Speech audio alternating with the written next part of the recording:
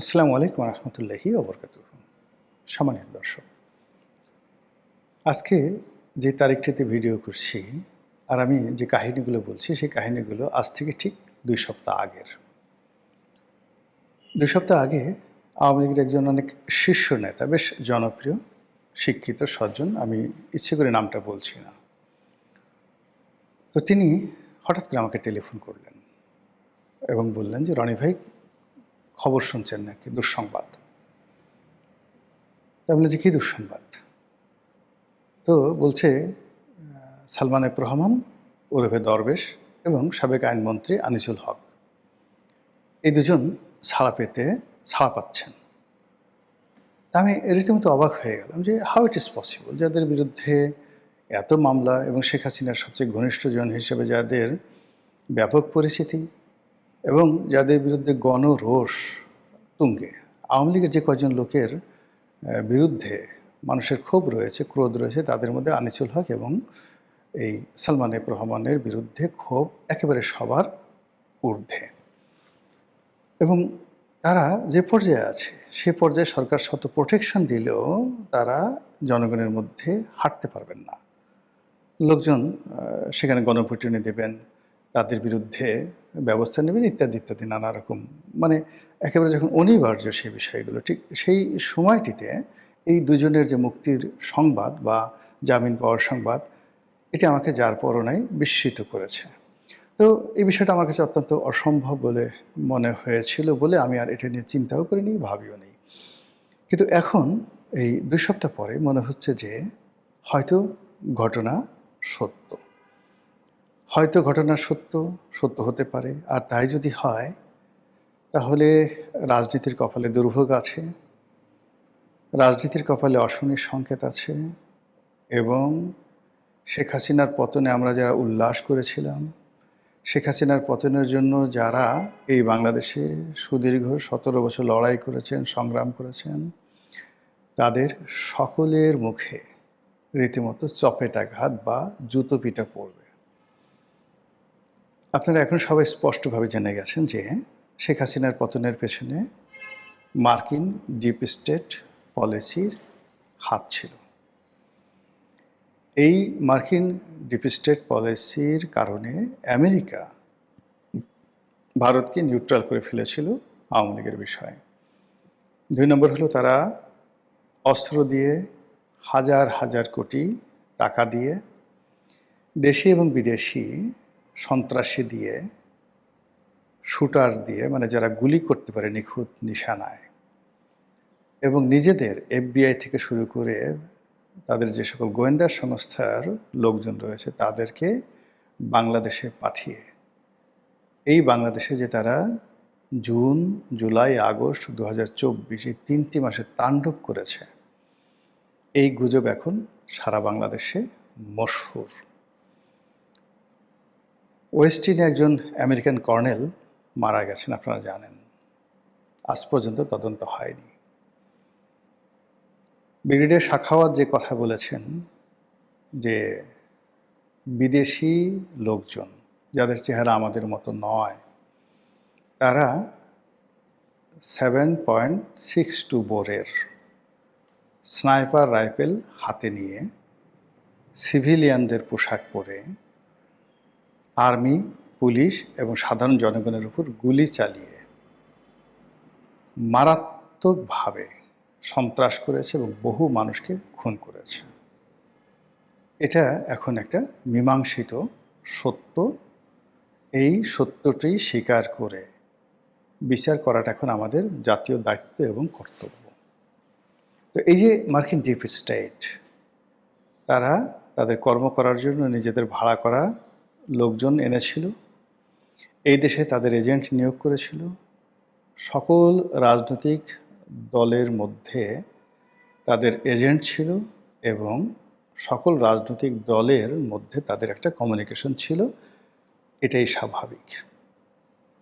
সেই অর্থে আওয়ামী লীগের যারা লোকজন ছিলেন তাদের অনেকের সঙ্গে মার্কিন এই ডিপ স্টেটের সংযোগ ছিল এবং আমেরিকা সেই আওয়ামী লীগের নেতাদেরকে বোঝাতে সক্ষম হয়েছিলেন যে শেখ হাসিনার রেজিম পরাজিত হলে উচ্ছেদ হলে তোমাদেরকে পুরস্কৃত করা হবে।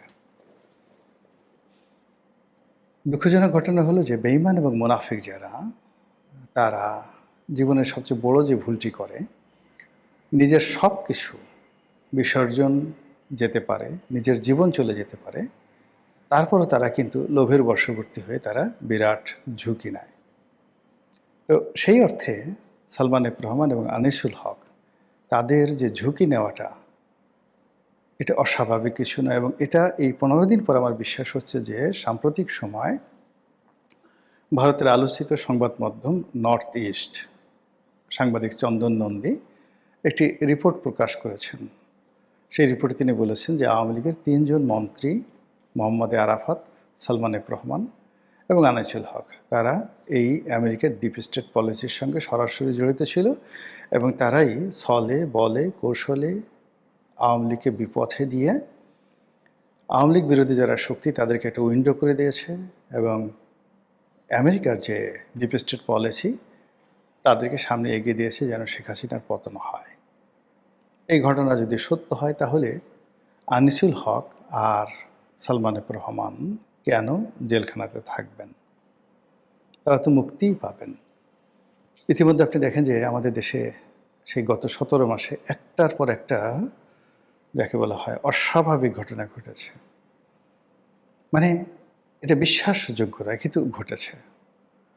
তারেক রহমান সাহেব যেভাবে এলেন, যত দ্রুত যেভাবে নির্বাচন হলো, যত দ্রুত সরকার রাষ্ট্র ক্ষমতা গ্রহণ করলো, যেভাবে যমুনা থেকে ডক্টর মোহাম্মদ ইউনূস বিদায় নিলেন, যেভাবে তিনি নিজের জন্য ভিভিআইপি প্রোটোকল স্বাক্ষর করলেন, এসএসএফের সুবিধা নিলেন, যেভাবে ডক্টর মোহাম্মদ ইউনূসের সবচেয়ে বিতর্কিত যে ব্যক্তি ডক্টর খলিলুর রহমান, তার নিরাপত্তা উপদেষ্টা, যার সঙ্গে সেনাবাহিনীর অহিনকুল সম্পর্ক, দাকুমরার সম্পর্ক ছিল, এবং বিএনপি যার পদত্যাগের জন্য রীতিমতো রাজপথে আন্দোলনে নামার ঘোষণা দিয়েছিল, সেই বিএনপি তাদের মন্ত্রিপরিষদে খলিলুর রহমানকে অন্তর্ভুক্ত করেছেন, তাও পররাষ্ট্রমন্ত্রী হিসেবে। বোঝার চেষ্টা করুন যে সুতার যে নাটাই, ঘুড়ি যে উড়াবেন আপনি, সেই ঘুড়ির যে বেঁধে রাখে সুতো, সেই সুতো যে নাটাই, সেই নাটাইটা এখন কার হাতে, কিভাবে চলছে? নাম্বার 1। নাম্বার 2 হলো যে তড়িঘড়ি করে নির্বাচনের 2-3 দিন আগে, সেই ফেব্রুয়ারি মাসের 9 তারিখে আমেরিকার সঙ্গে একটি নন ডিসক্লোজার চুক্তি হয়েছিল। কী চুক্তি হয়েছে আমরা জানি না। আমাদের দেশে কি মার্কিন সেনাবাহিনী পোতাশ্রয় স্থাপন করবে? এখানে কি ক্যান্টনমেন্ট করবে? সামরিক ঘাঁটি করবে? এখানে কি তারা কোনো তাদের রাডার স্থাপন করবে? তারা কি সেন্ট মার্টিন দ্বীপ লিজ নেবে বা নিয়ে নেবে? ইত্যাদি নানা প্রশ্ন রয়ে গেছে। এর বাইরে যেটা আমরা জানতে পেরেছি যে আমেরিকা থেকে বোয়িং প্লেন কিনতে হবে বহু সংখ্যক, যার ডিল হবে 36,000 কোটি টাকা, অর্থাৎ 36,000 কোটি টাকা মূল্যের আমেরিকার বোয়িং প্লেন আমাদেরকে কিনতে হবে, এই চুক্তি হয়েছে।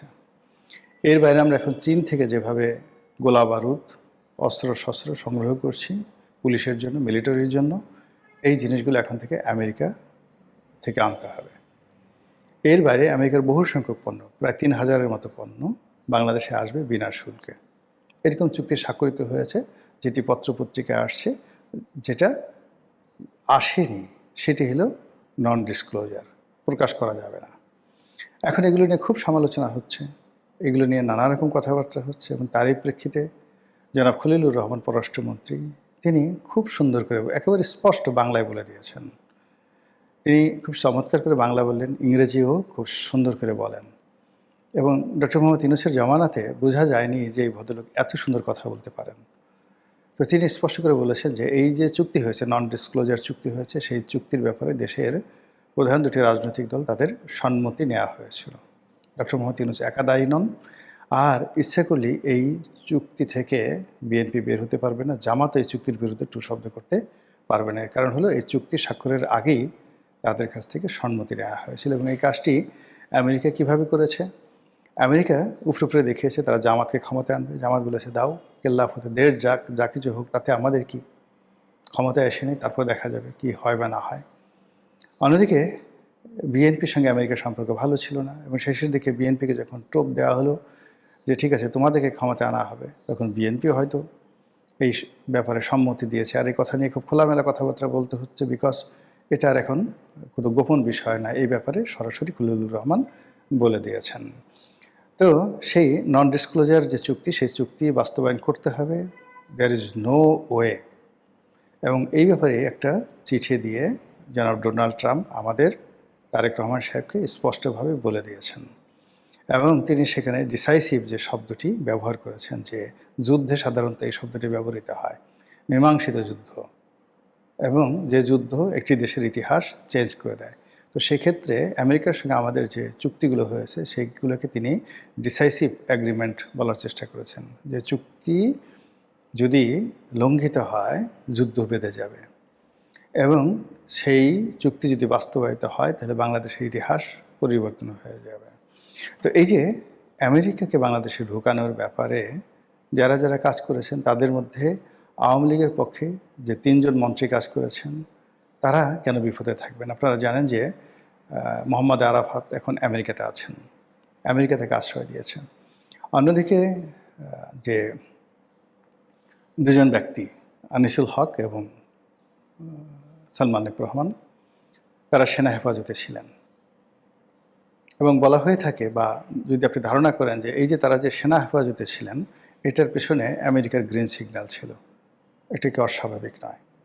যেখানে বিসাদৃশ্য হয়েছে সেটা হলো তাদের মোষ কামিয়ে দেওয়া হয়েছে, তাদের দাড়ি কামিয়ে দেওয়া হয়েছে, তাদেরকে লুঙ্গি পরে তারপর শেষে তাদের গায়ে সেই যে জ্যাকেট পরে তাদেরকে নাটক করার জন্য গ্রেপ্তারের আগে তাদেরকে ঘোরানো হয়েছে স্পিড বোটে করে। এই জিনিসটুকু ছাড়া আর সবই ঠিক ছিল। এখনও পর্যন্ত শিরিন শারমিন চৌধুরী, হুইপ ইকবালুর রহিম, তারা কি সেনা হেফাজতে নেই? না, তারা কোথায় আছে? ক্যান্টনমেন্টে না ক্যান্টনমেন্টের বাইরে? আমরা প্রশ্ন করতে পারছি না, এখন পর্যন্ত প্রশ্ন করতে পারছি না, জিজ্ঞাসা করতে পারছি না। তো ওরাও মানে সালমান এফ রহমান এবং আনিসুল হক, তারাও সেই সেনা হেফাজতে ছিলেন, এবং পরবর্তীতে যেহেতু তাদেরকে আবার আনতে হবে, লাইমলাইটে আনতে হবে, লাইমলাইটে আনতে হলে তাদের তো একটা প্রক্রিয়ার মধ্য দিয়ে আনতে হবে, এজন্য গ্রেপ্তারের নাটক, তাদেরকে কারাগারে প্রেরণ, এবং কারাগারে বসে তারা এখন তাদের যে কর্মকাণ্ড রয়েছে পুরো দমে তারা চালিয়ে যাচ্ছেন। বাংলাদেশে এলএনজির ব্যবসা সালমান এফ রহমানের এবং বিপুর, এই ব্যবসা কারা করছে এখন বলেন তো?